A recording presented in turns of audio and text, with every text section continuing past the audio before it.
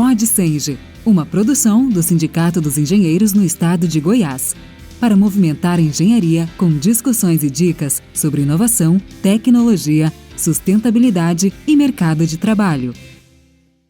Oi pessoal, eu sou Juliana Matos e esse é o Pod Senge, podcast do Sindicato dos Engenheiros, que é patrocinado pelo Conselho Regional de Engenharia e Agronomia de Goiás. E hoje a gente vai conversar aqui sobre um tema extremamente atual, que é o saúde mental. Saúde mental é exatamente com os engenheiros e engenheiras, uma profissão que exige muito cuidado, não só para os engenheiros e engenheiras, mas também para toda a sociedade de maneira geral. E como que isso atua, como que a gente pode utilizar medicamentos e terapias para poder ajudar aí no nosso cotidiano. E ninguém melhor para nos ajudar a falar sobre isso do que um engenheiro e um psicólogo que pode aí nos orientar e nos dar mais informações sobre esse tema. Eu estou falando de Catão Maranhão, o nosso colega aqui do Sindicato dos Engenheiros, que vai nos dar aí orientações sobre isso. Seja bem-vindo, Catão. Muito obrigado, Juliana. Esse é um tema, como se disse, muito relevante. Antes de me apresentando, sou engenheiro, todo mundo sabe, engenheiro civil, faço parte da diretoria do SENGE, mas sou psicólogo formado aqui era a UCG, depois virou PUC, e fiz especialização em terapia cognitiva no ITC, em São Paulo, que era foi o primeiro curso de especialização em terapia cognitiva no Brasil.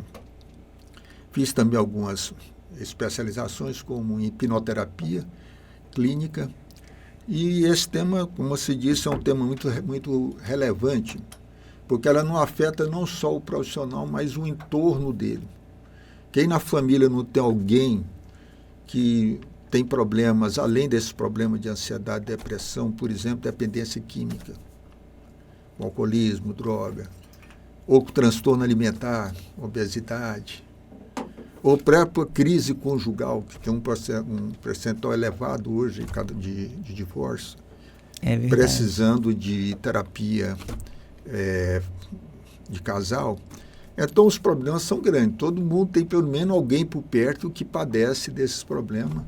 Então, não é um negócio que é só no universo individual da pessoa, mas no ambiente que a pessoa está envolvida, certamente ela sempre sabe de algum caso desses que ela conhece, né, relacionado a essa patologia mental. E compatibilizar essa relação, né, trabalho, família, as responsabilidades mesmo da engenharia não é fácil, até porque a gente convive aí nesse conteúdo de responsabilidade civil, segurança da sociedade, responsabilidade criminal, esse relacionamento aí interpessoal com várias pessoas, realmente, e a ciência, né, que realmente não é nada fácil. É uma carga muito grande para os profissionais. E me fala uma coisa, Catão, como que você vislumbra isso? Porque a engenharia, por ser uma ciência exata, a gente percebe aí, a maioria dos profissionais são muito fechados. A gente convive muito com isso, né? Tem muita procura, assim, desses profissionais, ou eles também têm um certo receio de procurarem ajuda? Tem, a procura tem de profissionais de diversas áreas, né? Inclusive, até eu tenho um paciente psiquiatra, até da psiquiatria eu tenho paciente, que são pessoas que são da área da saúde e ministram medicamento. Então, engenheiros, médicos, arquitetos, tudo isso aí procuram. É importante a pessoa, porque há uma certa ainda estigma de achar que se buscar é coisa de doido, etc., uma coisa cultural. Muitas vezes uma pessoa que está com aquele problema, a família não leva, porque acha que aquilo ali não há necessidade. Então, pessoa que está com depressão, muitas vezes é minimizado, e essa depressão pode levar até uma ideação suicida, morte em família. Quando pessoas são surpreendidas com suicídio, e que são decorrentes, muitas vezes, dessa minimização da situação. Não olhou como ela devia ser olhada, né?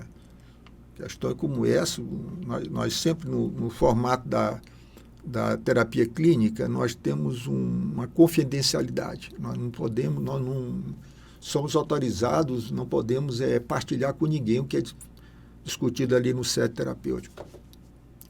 No suicídio é exceção, é o único caso. No suicídio, o terapeuta é orientado a pedir para o paciente tomar um medicamento, depois eu posso até falar um pouco nessa questão do medicamento, e orientar a família, partilhar a família do risco que ele está tendo, do potencial, dependendo do estágio que ele está. Então, o estágio inicial tem vários estágios, e tem o estágio que a pessoa pensa em suicidar, mas não quer suicidar, até o estágio que a pessoa já decidiu e está olhando os meios. Aí é grave, aí você tem que comunicar a família, fazer uma intervenção muito grande, até chamar a família na terapia para orientar como ela deve trabalhar com um membro da família. Então, são situações que a gente tem que levar muito a sérias. Essa intervenção pode chegar, inclusive, a uma internação? Pode chegar a alguma internação, mas o acolhimento da família, e ver que o suicida ele não quer perder a vida, ele quer tirar a dor dele. Sim. Ele quer eliminar uma dor que está corroendo a alma dele, está doendo, ele quer livrar daquela dor. Então, e principalmente se a pessoa tiver um viés depressivo, um viés para isso. Porque tem certas pessoas que nunca vão chegar, nunca chegam nessa opção. São pessoas mais resilientes, que não chegam nesse tipo. Mas essa pessoa tem que ser acolhida, tem que tomar medicamento. Os medicamentos, eles vão curar, resolver, não. Os medicamentos, eles vão minimizar os sintomas que ele está sentindo, por exemplo, de depressão, que o medicamento ele serve para isso, minimizar os sintomas, não é cura. Uhum. O correto, eu sempre falo, o tratamento correto é terapia e medicamento. Às vezes a pessoa opta só por uma questão de medicamento e não é suficiente, né? É um problema. Eu prego muito aos ventos. Eu sempre costumo falar que eu fico contristado em ver a sociedade só se medicamentalizando e tomando remédio para depressão e para ansiedade e achando que isso cura. Não cura. Tem gente que toma, eu tomo antidepressivo há 10 anos, 9 anos, está tendo tratamento. Ele tem uma bengala que apoiar, que possibilita ele a minimizar os sintomas e mesmo com ansiedade, com depressão, ele continuar. Porque ela resolve apenas nesse sentido, diminuir a sintomologia. E se completa com a terapia, que na terapia nós vamos olhar na causa do problema e tentar fazer com que esse indivíduo que tem essa dificuldade, muito tenso, ansioso, depressivo, que isso seja resolvido. Né? E, assim, geralmente o medicamento ele é prescrito após a terapia, né? Primeiro é indicada a terapia e depois o medicamento, ou não faz diferença? O medicamento, o ideal é simultaneamente. Começa o processo terapêutico, começa o medicamento. Uhum. É bom começar junto. Entendi. Então, se ele tem com ansiedade, tem uns ansiolíticos aí que são... Eu como não ministro, eu apenas a gente sabe, assim, por uma questão de convênio, são o diazepam, bromazepam, clonazepam. Clonazepam é do Rivotril. Sim, é porque tem famílias, né? O Rivotril é uma classe... Esse medicamento, ele tem que dar junto com a terapia, que ele diminui a sintomologia e a terapia vai fazendo o tratamento. Uhum. O ideal é, com o tempo, reduzir a medicação. Uhum. O psiquiatra reduz num processo que chama desmame. Com os poucos, ele vai reduzindo a concentração ou a dose, a posologia, até superar. Que se tirar de uma vez pode dar reação. E que tipo de reação que pode dar? Tem reações, por exemplo, você pegar o Rivotril, ele pertence a uma classe que chama benzodiazepínico. Ele muita gente toma, ele até numa dose, o ideal não era nem passar de 1 ano. O Rivotril, ele cria uma dependência química. Não é só ele, vários criam. O Rivotril é para ansiedade. Aí você tira de uma vez o Rivotril, você vem taquicardia, vem tensão, angústia, e você pensa que tirou o Rivotril e está devolvendo o sintoma da ansiedade. Não, é sintoma da dependência já. Entendi. A dependência do Rivotril leva a sintomas que são parecidos com a ansiedade. Por isso que tem que fazer o desmame, redução gradual. Né? Porque todo remédio tem efeito colateral. Eu conheço muitos pacientes que chegam lá e falam, o psiquiatra me rejeitou esse remédio, estou bem, eu vou voltar lá. Porque o psiquiatra, ele trabalha muito uma espécie meio de tentativa e erro. Ele dá um medicamento no intuito de acertar. Ele acertou para 2, 3, vários pacientes que... Para 2, 3 pacientes, vamos quantificar, resolveu. Mas esse remédio que deu para ele, para outro não. Tem uma resposta individual do indivíduo. A gente chama de idiosincrática. Às vezes, aquele remédio que deu bem para o indivíduo pode não dar bem para o outro, pode dar efeito colateral. Então, ele faz outras tentativas no objetivo de adequar o melhor tratamento para a pessoa. E porque ele tem efeito colaterais. Está na bula, isso aí é um fato, né? Todos os remédios, esses aqui que eu citei para ansiedade, né? Eles criam, tem efeitos colaterais. A não ser que você procure, tem um que chama Nervocalme, esse é um para ansiedade leve, ele não precisa de prescrição médica. É mais um fitoterápico? Ele é um remédio que é prescrito, ele não é bem fitoterápico, ele para ansiedade leve, ele tem, acho que não tem contraindicação, ele não precisa da prescrição médica, Nervocalme. Existem os fitoterápicos, que usam princípios, o maracujá, por exemplo, maracujá tem um princípio ativo, a passiflora lata, e é um efeito de calmante, né? Então, tem a elixir de maracujina, que são concentrados que ajudam, não tem contraindicação, mas ajudam a acalmar, eles estão reconhecidamente em propriedades calmantes. Ao contrário do café, que ele tem a cafeína, que é estimulante, né? Não aconselho muito para ansioso ficar tomando cafeína, submetido a determinados estímulos, filme de suspense, tensão, que isso faz. Né? Então, que ansiedade e depressão, para citar, são as maiores patologias que nós estamos tendo, níveis absurdos, mais de 8%, segundo a Organização Mundial de Ansiosos, em alguns segmentos chega a 30% de estudantes. Então, a ansiedade, só para ter um contexto, ela é muito criada por um clima de apreensão. Por exemplo, eu vou participar de um TCC, né? E minha exposição me deixa extremamente tenso de saber que eu vou ser escrutinado publicamente. A minha ansiedade vai lá em cima porque me dá uma apreensão de como eu vou ser, o que os outros vão achar, o julgamento, o escrutínio do julgamento dos outros. Aí minha ansiedade vai lá em cima. A apreensão faz aqui no sistema límbico emocional, a amígdala, quando a pessoa está muito apreensiva, ela aciona o sistema endócrino, que põe cortisona, adrenalina, e vai produzir o sintoma da ansiedade, que é taquicardia, tensão muscular, diarreia, cefaleia, tremores. Esses são os sintomas, mas ele já é uma resposta. Não é que eu estou ansioso, que eu fiquei assim, não, você estava apreensivo, com medo, e gerou o sintoma da ansiedade. Ela já tem, quando você está assim, é uma resposta ao seu medo. Então, um caso, assim, só para ter um exemplo, um caso desse, você sugere um pouco um ansiolítico para acalmar um pouco, minorar os efeitos da ansiedade, diminuir o sintoma.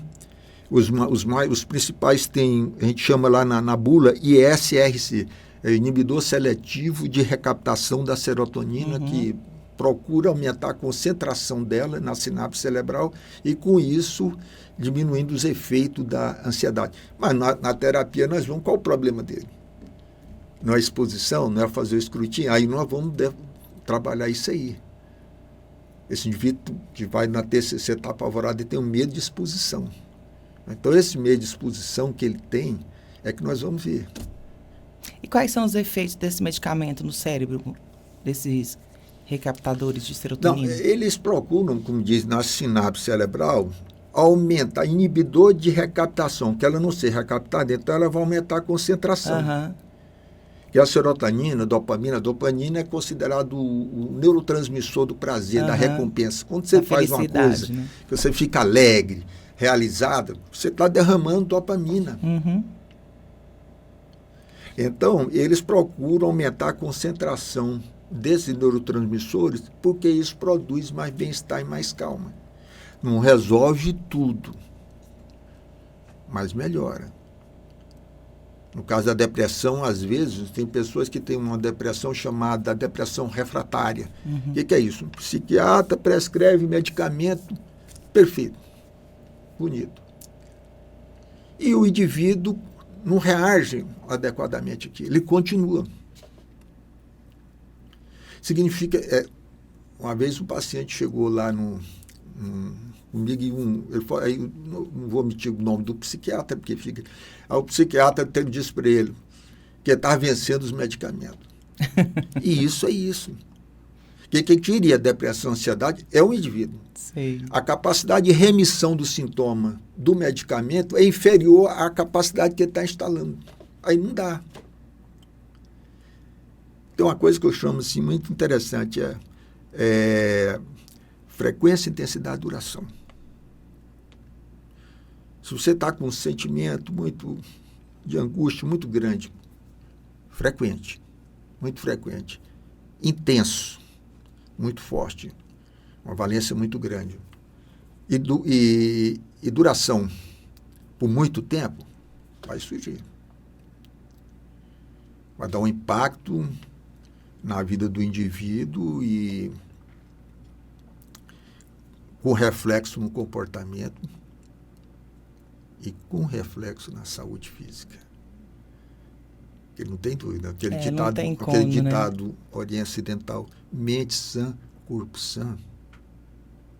O corpo reflete, né? Não tem como. O corpo reflete a inquietação da mente. Isso aí é um fato. A doença psicossomática começou a ser descrita lá no começo do século passado pelo Freud. Hoje não tem dúvida quanto a isso. A mente produz isso. Enfermidade no organismo, né? Isso é um ponto pacífico, né?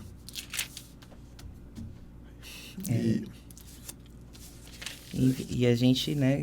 E é extremamente importante cuidar da mente primeiro, porque o físico, ele reflete, e ele, quando ele reflete, é uma coisa muito grave. Vou dizer para você, a maioria das patologias, elas são construídas silenciosamente por isso. Quando tem algumas técnicas, né, como shiatsu, acupuntura, você coloca aquelas agulhas, quem faz shiatsu, ele aperta em porção da sua perna. Justamente, a perna, essa área aqui, ele só põe aqui onde dói.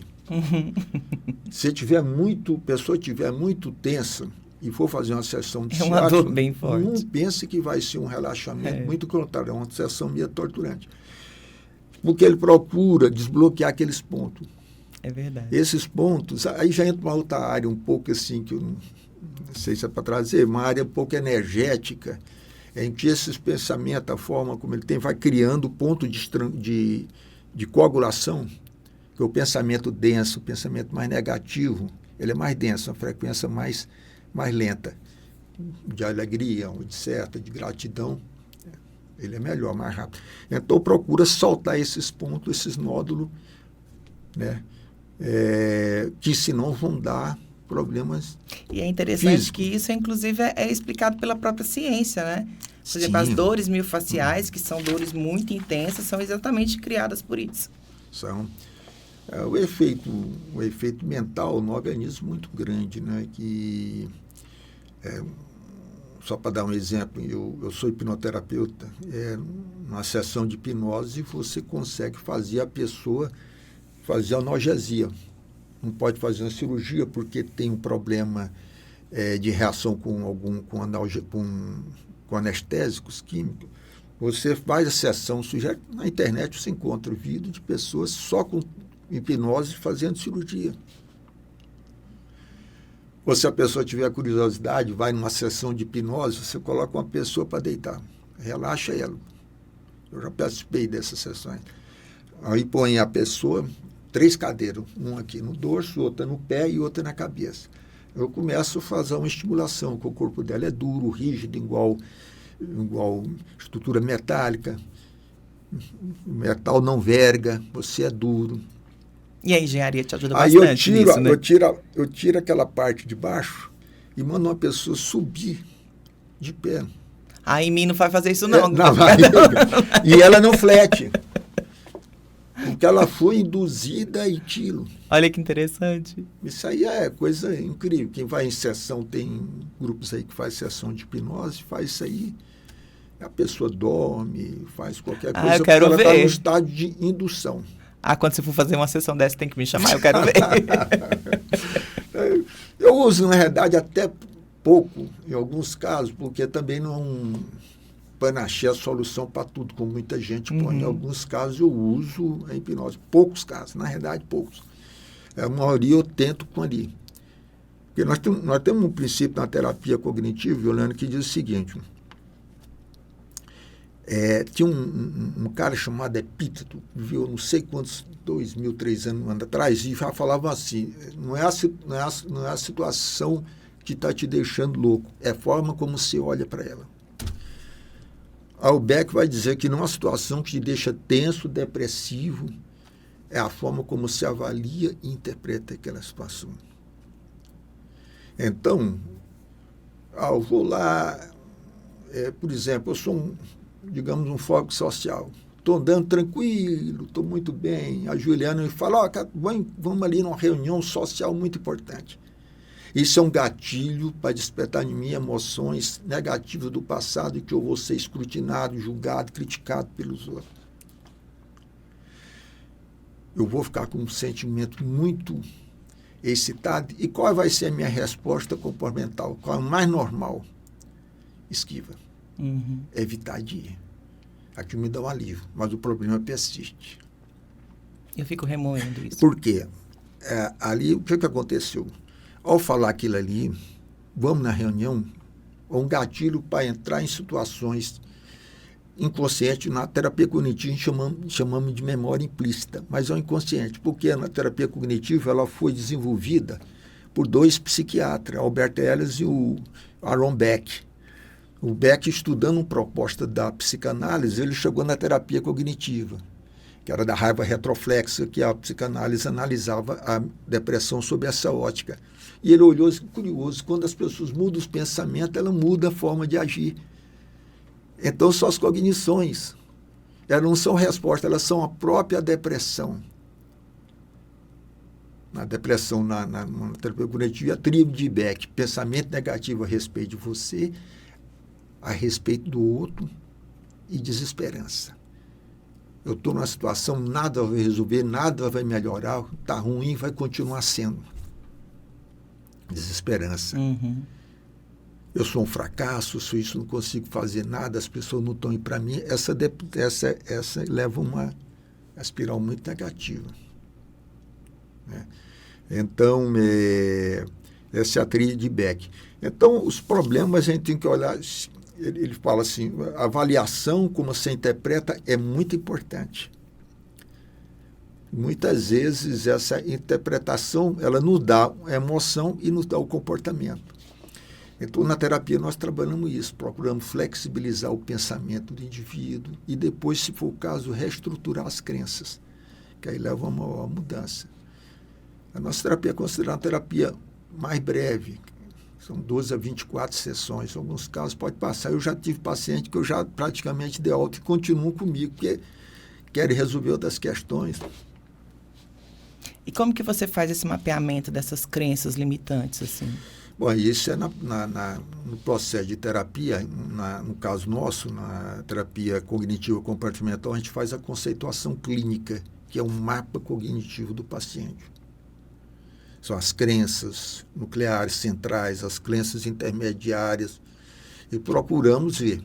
Você mapeia, aí é direcionado, por exemplo, você vai para a área profissional, para a área familiar, ou você trabalha o complexo como um todo? O complexo tem que funcionar como um todo, né? Então, o Beck pôs 3 grandes esquemas, que na realidade o consciente nosso é que o que aparece nosso assim, na hora, no momento, é o pensamento automático. O cara pergunta, vamos lá para essa reunião social, o pensamento, nossa, isso é terrível, horrível. Esse é o pensamento automático. Mas esse pensamento automático, ele é processado em questão de segundo lá pelo inconsciente. Ele tem a ver, essa rejeição, com o passado dele, com as histórias de vida relevantes. provavelmente foi uma pessoa que nunca teve socialização adequada, que passou por julgamentos, etc. Ele concluiu, teve uma série de exposição que chegou a concluir que é julgado, escrutinado, etc. Né? Então, a gente procura trabalhar, tem 3 esquemas grandes, que é incapacitação, autoestima e inadequação. São, assim, a gente procura trabalhar esses. A inadequação é a pessoa que, mais ligada da situação social, que se sente inadequada, eu sou desajeitado, eu sou sem jeito. Né? De incapacitação, já é outro esquema, que eu sou incapaz, eu não tenho capacidade. E isso aí não tem a ver, normalmente, com o potencial do indivíduo. O indivíduo pode ter um QI elevado, acima da média, superior, e se achar incapaz. Eu já tive pessoas que foram top, passando no vestibular em lugar, em posição excelente, que mestrado, doutorado, tudo, e se julgava. É uma coisa que é inconsciente, é lá atrás. Quando esse indivíduo vai fazer uma avaliação, uma entrevista, ele se percebe escrutinado, na capacidade ele fica super tenso e ansioso. É verdade. Então, isso é despertado no indivíduo nessa situação. E de autoestima, de não estima, muito em relação. Eu não sou digno de ser amado, estimado, isso aí reflete muito as relações afetivas com outras pessoas. E falando de engenharia, né, a gente está vivendo aí uma série de gerações bem diferentes, né? Por exemplo, a minha geração, a sua geração, ela já é uma geração que já se aposentou do mercado de trabalho, mas viveu uma era de ouro da engenharia, de grandes obras, de grande infraestrutura, de grandes recursos. A anterior à minha, que ainda está aí, vamos dizer que está se aposentando agora, teve um grande baque, a minha também, que foi a época da operação da Lava Jato, né, que teve aí uma devastação na engenharia desse país, que abalou grandes engenheiros, né, desestruturou totalmente a engenharia do Brasil, e grandes incorporadoras, grandes empreiteiras foram fechadas, enfim. E até agora, né, a gente não conseguiu reconstruir a engenharia. Agora que está começando a melhorar, que a gente viu aí, muitos engenheiros viraram Ubers, enfim. Isso realmente causou uma desmotivação muito grande na nossa área. E a gente ainda está reconstruindo a nossa engenharia. Agora, depois da pandemia para cá, que a gente começou a dar uma alavancada, e ainda veio a pandemia que deu uma freada aí no avanço da infraestrutura do Brasil. Como que você vê isso, assim, do ponto de vista da saúde mental? E ainda, para piorar um pouquinho, né, a questão das gerações, porque a geração que vem depois de nós é uma geração extremamente tecnológica, que muda um pouco a visão de como usar a tecnologia a favor da engenharia.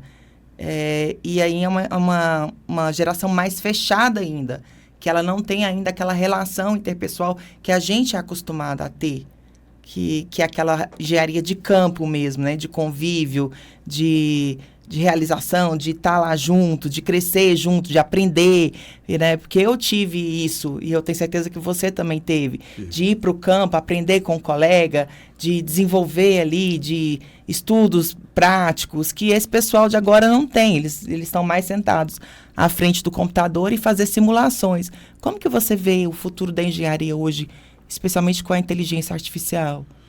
Olha, é difícil a gente prever o cenário tanto na frente. Eu fui dessa geração que era uma geração de campo presencial. Essas empreiteiras que você falou aí, que foram atingidas na Lava Jato, Odebrecht, Constran, Camargo Corrêa, todas elas eu tinha uma empresa de construção civil, a Pramenge, e eu tive a oportunidade de trabalhar com eles. Subempreitados eram muito bons, aliás. Nossa, era outro mundo, pagavam, né? Religiosamente em dia. Então, eu tinha uma relação boa com esse pessoal. Constran, Camargo Corrêa, Odebrecht, Mendes Júnior, todas essas aí, de alguma forma, nós, em algum tipo de serviço, nós fizemos junto, né?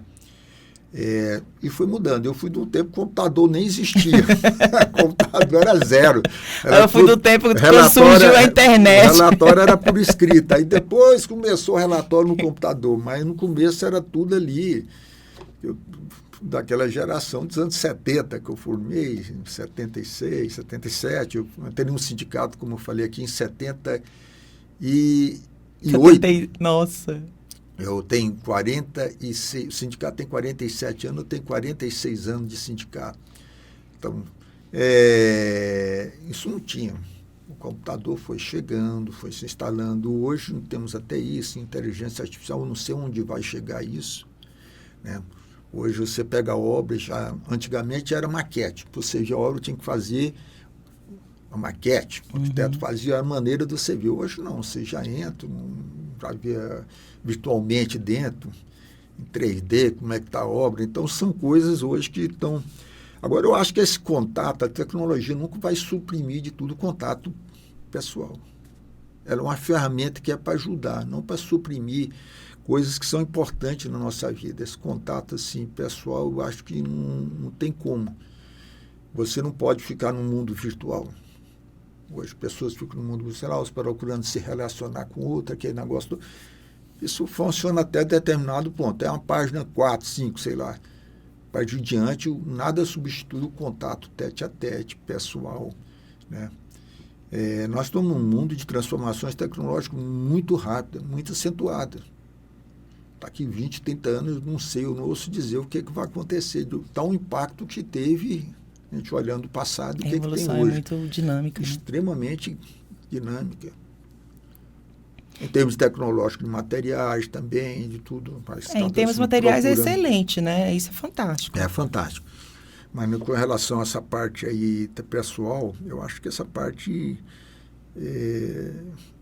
no meu modo de ver, não se esgota, né? Que o ser humano, ele tem sempre uma interlocução com outro ser humano, então... E você, como engenheiro e psicólogo, você não acha que isso pode afetar um pouco a saúde mental? Pode. Tudo depende de como a pessoa lida com a situação. Na época da Covid, nós tivemos pessoas que ficaram extremamente tensas, não ficar sozinha naquele ambiente, como a pessoa vê e lida. É sempre isso. É como ele enxerga aquela situação e trabalha com ela. Pode ser, pode. Uns afetar mais que o outro, pode. Isso é possível, né?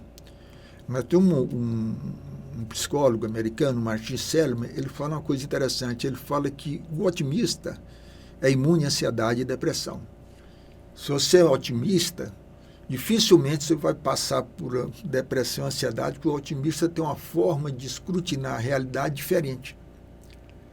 Ele vai falar, não, Juliana, isso aí você tira de letra, isso é tranquilo. É uma forma. Então, as pessoas que têm esse viés mais otimista, elas sempre vão lidar melhor, mas isso aí são poucos %, né? É a pessoa que, se ela está no marketing, depois da primeira, está vendendo um serviço, segunda, está quinta, sétima tentativa, no sétimo não, qual a tendência dela? Chutar o balde. O otimista, ele tem uma estrutura diferente, de repente pensa assim, 10, 1 vai atender. É sempre a se 7 disseram não, os próximos 3 vão aumentar. Olha que não tem nenhuma coisa factível, realidade que vai acontecer, mas ele aposta sempre no melhor. É verdade. E isso faz capacitar ele a superar a situação. Geralmente o ansioso é assim, a situação é desse tamanho e ele é desse tamanhozinho. No otimista, a situação é desse tamanho e ele é desse tamanho. Relaxa, eu tiro de letra, isso é tranquilo. Você, para que isso? Você está preocupada com o quê? Não, você vai lá, te dar conta no recado, isso é uma coisa mais fácil. E para que isso, né? Tudo é aprendizado. Tudo é aprendizado, aí, fica tranquilo. As pessoas, elas são mais resilientes a esse tipo de coisa. Se um engenheiro tiver essa resiliência, ele vai aguentar, superar, porque ele nunca vai deprimir. Eu vejo isso muito nessa geração agora. Né? Essa geração agora, ela é muito ansiosa, né? Quer tudo agora, quer tudo... Essa ansiedade conspira contra. A ansiedade conspira contra porque... Eu acho que a gente é culpado por isso também, né? Fruto da sociedade hoje que cultua o sucesso, cultua a busca por realizações materiais, a busca por empoderamento, a pessoa se destacar, ser mais. Isso é um sofrimento, essa necessidade da pessoa mostrar credenciais, que eu sou isso, sou aquilo. O Adler estudava muito complexo de inferioridade. Porque o ser humano tem uma tendência muito grande para se empoderar e querer ser mais. Quanto mais ele sente menos, mais ele procura a compensação inversa. Sabe a carteirada? Você sabe com quem que você está falando? Então, tudo isso é necessidade. Eu tenho um diploma disso. Eu sou doutorado. Qual o recado que eu estou transmitindo? Olha o que você está falando. Eu sou de poder. Até amizade. Eu sou amigo do governador. São formas mais diferentes possível de empoderamento, para ele se sentir mais poderoso, etc. Acho que a gente esqueceu de falar para os nossos filhos que é possível crescer, mas demora, né? Demora, não é do dia para a noite. É um processo de maturidade, vem com o tempo, de amadurecimento, né, desse tipo de situação, né? Mas é isso aí, essa questão está sempre presente, pessoas aí. Uma vez eu vi uma pessoa chegar, eu não vou nominar não, mas um se for aqui no sindicato, falou, nunca fui numa entidade, falou, nunca recebi aqui uma homenagem de reconhecimento. Eu falei, para que essa busca, essa vontade, né? Essa carência por querer isso, reconhecimento? Se a pessoa já se reconhece naquilo que é, não é isso, é desnecessário, né? Totalmente supérfluo. É isso aí. Mas é muito interessante essas coisas mesmo. E você falou da questão da engenharia como um todo, da questão dos medicamentos. Quais são os efeitos colaterais? Como que isso pode prejudicar na questão do trabalho? Pode. O medicamento é uma droga. Drogaria. Drogazil. É uma droga. É uma droga que é ministrada por psiquiatra para trazer benefícios. Em quantidade exagerada da internação. Da causa da óbito. Então, muita gente faz automedicação e toma medicamento porque o amigo indicou a caixa de remédio. E esse aí leva a um problema sério. Então, o excesso de medicamentalização ele produz efeito colateral. É só olhar a bula. A bula está escrito. Quando a pessoa está aquilo, me pasma, a pessoa fica assustada, porque aquilo acontece. Pode dar consequências a médio, curto prazo, longo prazo na vida da pessoa. Como eu disse, que às vezes o dano é silencioso. Uhum. Aí dá num organismo determinado. Porque a medicina hoje ainda está mudando muito, ela olha a doença. Sim. Muitas vezes não é focada na saúde, é na doença. Saúde não é ausência de doença. Então, mas não olha o processo de adoecimento. O que levou aquela pessoa saudável a ficar lá? Uma medicina está com problema na bexiga, problema isso, problema não sei o quê, daquilo. Não olha o processo que está levando aquilo. Então, procura medicamentar o problema sem olhar a causa que está. E a causa, muitas vezes, vem disso aí. As causas psicológicas, elas estão presentes. Existe uma coisa aqui que eu acho interessante colocar, que existe uma correlação entre problemas psicológicos e desenvolvimento moral. São duas variáveis diferentes, mas que tem. Quanto mais desenvolvimento a pessoa tem na escala moral, menos patologia. É mesmo? Não parece interessante? Muito. Quanto menos a pessoa... O que é o desenvolvimento moral? A capacidade da pessoa lidar com as suas mazelas, com o seu lado que o Jung chamava sombra, inveja, raiva, depressão, ódio, ressentimento. Quanto ele mais desenvolve amor, harmonia, contemplação, compaixão, empatia, menos problema psicológico ele vai ter. Olha isso. Teve fazendo uma correlação com a espiritualidade, 2000 anos atrás, Jesus já falava isso. Tinha um cara lá, um paralítico, ele falou assim, vai e não peques mais para que te suceda coisa pior. Eu, na época, quando eu olhava aquilo, eu achava interessante, que parece associação indevida. Curou a pessoa e vai falar que não peques mais. O pecado, olhando dentro da coisa, é ressentimento, raiva, essa coisa toda, né? que que a igreja antiga chamava, são essas coisas. Então, é uma correlação. Aí tem um outro caso lá, um outro vem aí, que ele fala para que o filho homem tenha poder, levanta-te e anda. Mas antes ele fala para o indivíduo o seguinte, coragem, teus pecados são perdoados. Aí os caras falam, mas isso aí qualquer um fala. Aí ele deu aquela de...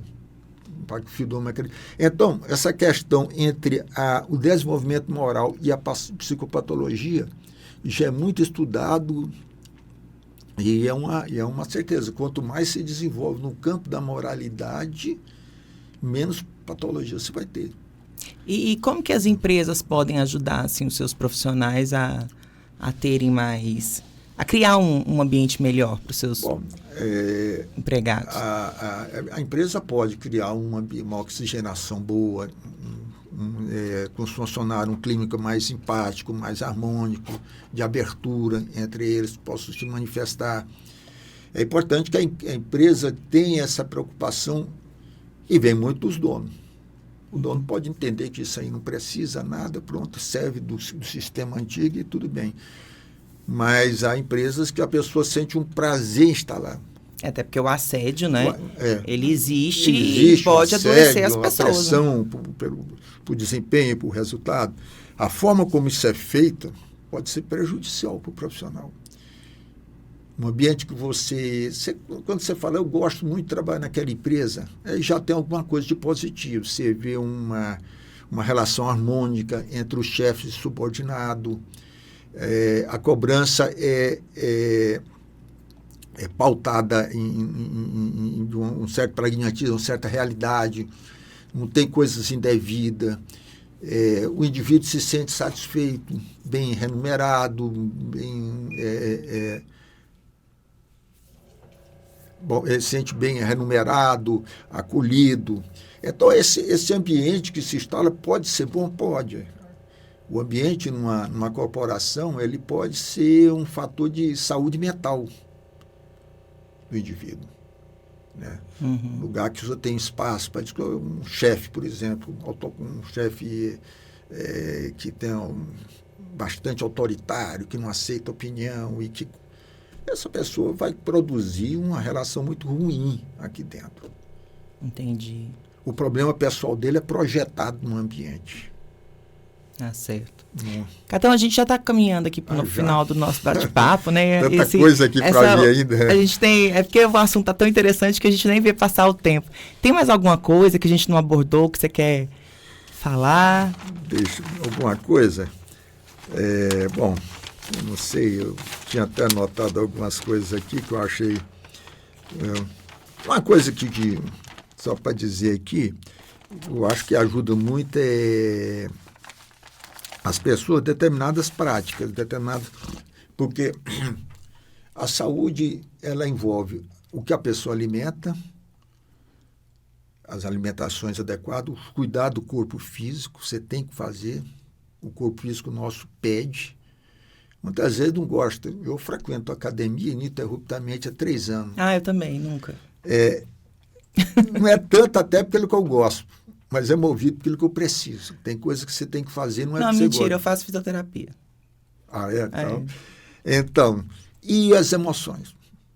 Essas 3 são coisas fundamentais na vida do indivíduo. Que não adianta você ter uma alimentação adequada para a atividade física e não ter um controle das suas emoções. Elas são extremamente prejudiciais à nossa saúde, né? Eu acho que algumas coisas como caminhada, como exercício, torna a nossa rotina melhor, meditação, espiritualidade. Nossa, falando em meditação, eu aprendi a meditar depois de uns 40 anos tentando. Meditação... É difícil pra caramba. Depende, tem Nossa, várias... eu achei super difícil. Não sei se é Qual porque é eu sou técnica, muito agitada. Qual é a técnica que já tentei tudo quanto é coisa. Agora, bom, de uns 2 anos pra cá, eu consegui uma técnica que me atende. O que você gostaria, o que incomoda que você gostaria eu não consigo focar, né? Meu pensamento é muito... acelerado? Demais. Eu não sei, se aqui até o momento eu poderia fazer uma técnica com você que chama meditação transcendental. Eu quero aprender, então. você fechar os olhos. Eu posso fazer por uns 30 segundos. Então aqui, vamos porque fazer. O nosso tempo aqui é meio curto. Bora fazer. Eu peço que você relaxe, uma posição relaxada.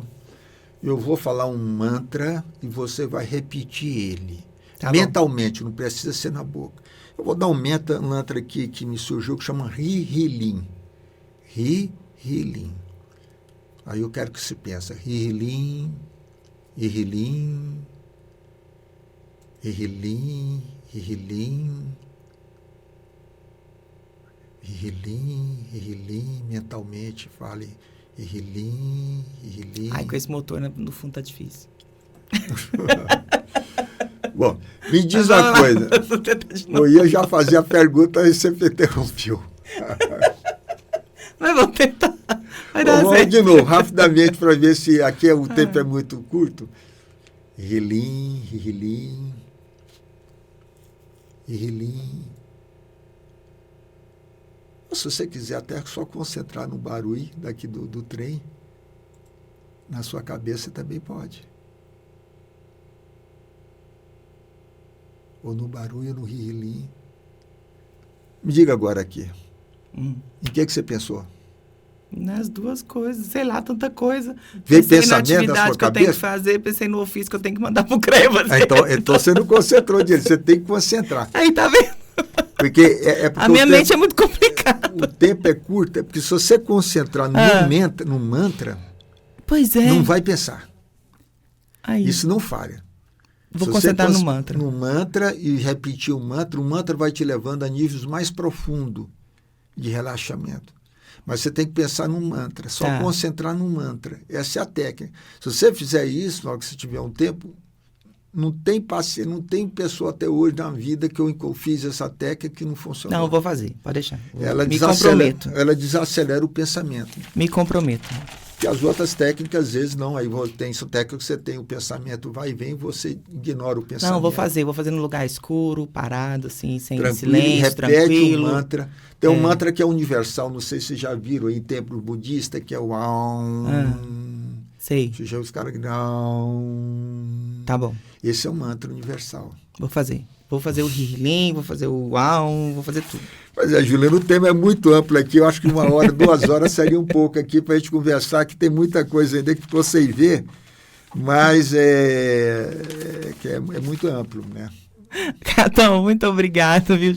Pessoal, esse foi o PodSenge. Essa é a 2ª temporada, que é o PodSenge, é o podcast do Sindicato dos Engenheiros, que é patrocinado pelo CREA Goiás, o Conselho Regional de Engenharia e Agronomia do Estado de Goiás. Nós estamos nas principais plataformas de podcast.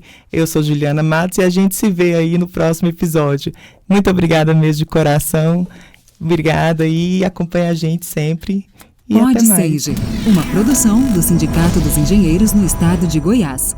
Para movimentar a engenharia com discussões e dicas sobre inovação, tecnologia, sustentabilidade e mercado de trabalho. Olá, eu sou Lamartine Moreira, presidente do Conselho Regional de Engenharia e Agronomia do Estado de Goiás, o CREA Goiás. Ao longo de toda a minha carreira, sempre busquei conhecimento curricular e também o extracurricular. Sei o quanto esse networking e troca de experiências sobre as principais discussões nas áreas de atuação são imprescindíveis para a formação e atualização dos profissionais. É por isso que, na minha gestão, o CREA Goiás patrocina esse tipo de iniciativa. Com certeza, vocês são profissionais diferenciados. O CREA Goiás está de portas abertas para todos os profissionais registrados, investindo em sua capacitação, na fiscalização, com tolerância zero para a atuação de leigos e também nos benefícios. Convido vocês a conhecerem nosso portal de parcerias e descobrirem todos os descontos aos quais os profissionais registrados têm direito. Bom proveito